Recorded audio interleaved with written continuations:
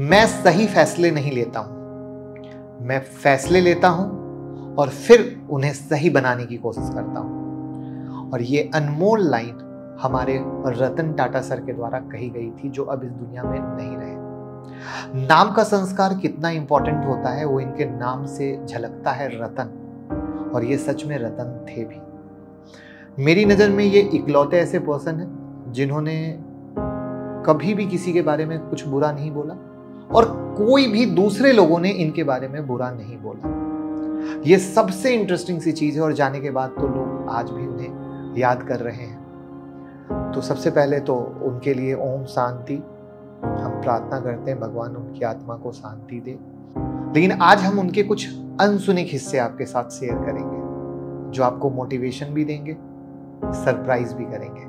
चलिए शुरू करते हैं। The greatest pleasure I've had is trying to do something that everybody says could not be done.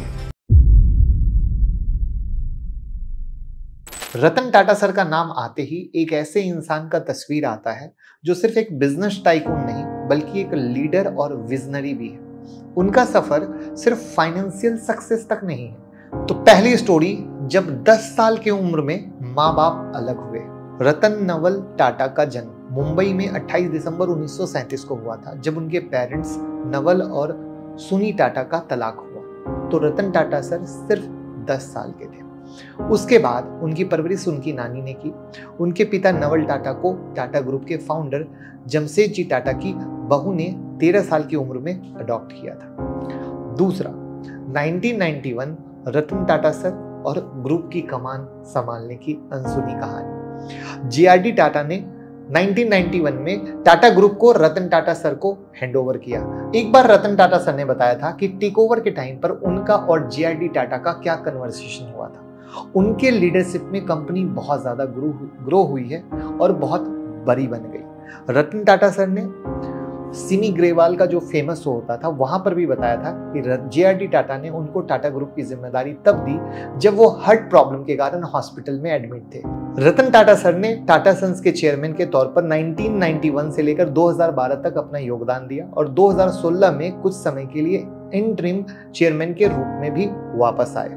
Ratan Tata sir अपने philanthropic effort के लिए भी बहुत जाने जाते हैं और उनके निधन से टाटा ट्रस्ट में लीडरशिप का एक बड़ा गैप बन गया है। टाटा ट्रस्ट टाटा सन्स का लगभग 66% कंट्रोल करता है, जो बहुत बड़ी बात है। रतन टाटा सर और उनका खुद से किया गया वादा एक बड़ी इंटरेस्टिंग सी चीज है। जब रतन टाटा सर नए नए टाटा ग्रुप के चेयरमैन बने थे, उनको काफी चैलेंज फेस करने पड़े थे। उस वक्त टाटा ग्रुप अलग अलग बिजनेस सेक्टर में इन्वॉल्व था, लेकिन कुछ सेक्टर प्रॉफिट मेकिंग नहीं थे। उन्होंने एक बार अपने आप से वादा किया था कि वो टाटा ग्रुप को दुनिया के टॉप बिजनेस हाउस में शामिल करेंगे। और ये वादा उन्होंने सिर्फ अपने लिए नहीं बल्कि हर उस एम्प्लॉय के लिए किया था जो उस समय टाटा के लिए काम करता था। और ये होता है एक विजन होना। और 21 सालों के दौरान जब रतन टाटा सर ने टाटा ग्रुप का नेतृत्व किया, रेवेन्यू 40 गुना से ज्यादा बढ़कर आया और प्रॉफिट 50 गुना से अधिक हो गया। जब उन्होंने कंपनी को संभाला था तब ज्यादातर सेल कमोडिटी से होती थी, लेकिन उनके टेन्योर के अंत तक अधिकतर सेल रेन्यूड ब्रांड से होते हैं, जो हर ब्रांड को आप जानते हैं। उसके पीछे टाटा का नाम होना ही अपने आप में काफी है। उसके बाद था पूरे इंडियंस को कार का सपना देना, नैनो का सपना। टाटा नैनो एक ऐसा प्रोजेक्ट था जहां पर रतन टाटा सर ने एक छोटी फैमिली के सपने को सोचकर स्टार्ट किया था। उन्होंने देखा है कि छोटी फैमिली बाइक पर ट्रेवल करते हुए कैसे मुश्किल में पड़ती है। तब उन्होंने सोचा कि क्यों ना एक ऐसी कार बनाई जाए जो अफोर्डेबल हो और हर इंडियन के फैमिली के सपने को पूरा कर सके। लेकिन ये जर्नी इतनी आसान नहीं थी। लोगों ने उनकी सोच पर बहुत सवाल उठाए, बहुत लोग हंसे। पर आज टाटा नैनो चाहे कमर्शियल सक्सेसफुल ना हो, लेकिन ये दिखाता है कि रतन टाटा सर का विजन सिर्फ प्रॉफिट के लिए नहीं है, इंडियंस के लिए है। उसके बाद की कहानी है पद्म विभूषण और टाटा रत्न सर की। बात 2018 की है, जब तत्कालीन राष्ट्रपति प्रतिभा पाटिल जी ने 2008 में राष्ट्रपति भवन में देश का इंडस्ट्री टाइकून रतन टाटा को उनके इंडियन इंडस्ट्री में इम्पैक्टफुल योगदान के लिए पद्म विभूषण प्रदान किया था। फिर नेक्स्ट एक आता है न्यूयॉर्क अटैक की कहानी। 9/11 अटैक के बाद रतन टाटा सर ने अपनी प्रॉपर्टीज और एम्प्लॉय को प्रोटेक्ट करने के लिए वो न्यूयॉर्क गए थे। उन्होंने सिर्फ इंडियन एम्प्लॉय ही नहीं, वहाँ के लोकल एम्प्लॉयज को भी बहुत सपोर्ट किया। ये उस वक्त की बात है जब उनका ताजमहल होटल मुंबई भी अटैक से गुजरा था, और उस अटैक के बाद वो अपने होटल के हर एम्प्लॉय के घर जाकर उनके परिवार से मिले थे, उनका दुख दर्द संभाला था।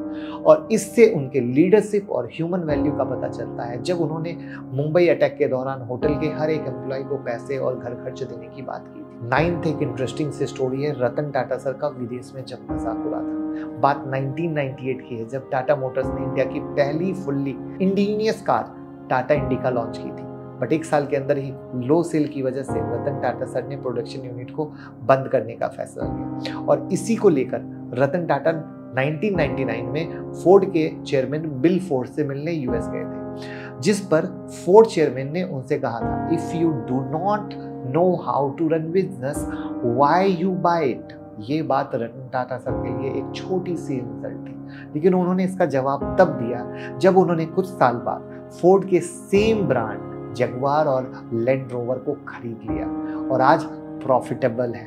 तो ये दिखाता है कि रतन टाटा सर का डेडिकेशन और फोकस उनके एक्शन में नजर आता है, और ये चीजें वो इम्पोर्टेंट है जो इंसान की जिंदगी बदल सकते हैं। और हमें लगता है कि हमें भी अपनी जिंदगी में ऐसी चीजों को लाना चाहिए।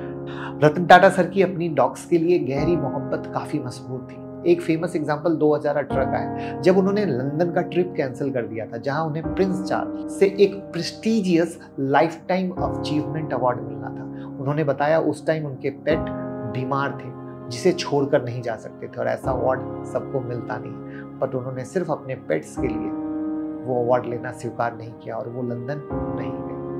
अब आता है पर्सनल लाइफ और सिंपलिसिटी। बहुत कम लोग जानते हैं कि रतन टाटा सर कितने सिंपल और डाउन टू अर्थ थे। उन्होंने अपनी लाइफ में कभी भी अननेसेसरी लग्जरी में इन्वेस्ट नहीं किया। आज भी वो अपनी पुरानी इंडिका कार में घूमना पसंद करते हैं और अपने रूटीन में सिर्फ जरूरी चीज़ों को शामिल करते हैं। उनके स्टाफ कहते हैं कि वो हमेशा नए एम्प्लॉय के नाम याद करने की कोशिश करते हैं और उनके साथ हर पॉसिबल तरीके से वो इन्वॉल्व रहते हैं। ऐसे अनगिनत हिस्से हैं, अगर बताने चलूँ तो पूरा दिन खत्म हो जाएगा, बट कुछ 10 मुझे ये सेलेक्टेड लगे जो मैंने आपके साथ शेयर किया। मुझे लगता है कि इनमें सीखने की बातें हैं जो हमें लाइफ में सक्सेस की तरफ बढ़ा सकती हैं, कुछ वैल्यू दे सकती हैं, प्रिंसिपल्स दे सकती हैं जो हम अपने लाइफ को बहुत अच्छे तरीके से आगे बढ़ सकें रिस्पेक्टफुली। देखिए, पैसे हर लोग कमाते हैं, इज्जत कोई नहीं कमा पाता है, और इज्जत कमाना बहुत बड़ी बात है। तो भैया, हम तो चाहेंगे कि हम तो सीखे। मुझे तो दुर्भाग्य रहा कि मिलने का मौका नहीं मिला, क्योंकि मेरा मिलना तो सपना था उनसे।